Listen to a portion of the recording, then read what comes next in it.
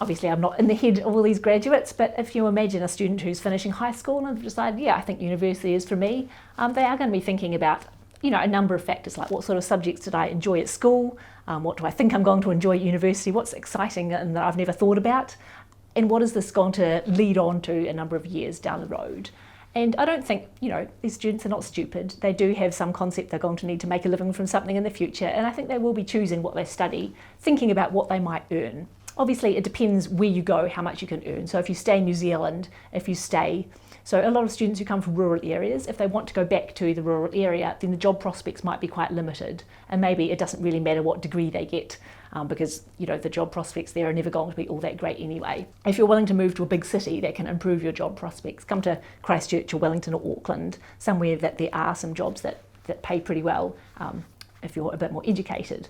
And then think about students who are willing to go overseas. So there are a lot of jobs that are, there's a very similar thing going on in Australia compared with New Zealand, but in Australia maybe you earn 30 or 40 or 100% more.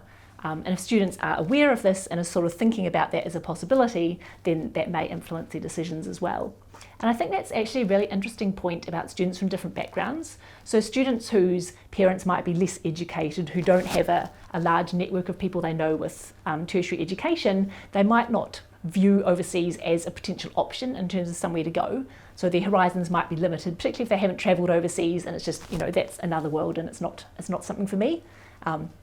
One of the factors that I look at is what drives a student's decision to go overseas after they graduate. And one of the strongest predictors is that they've travelled overseas at some point while they were studying. Obviously, this is going to be related to things like their parental background. So parents who have more money are going to be more likely to take their kids overseas on holidays.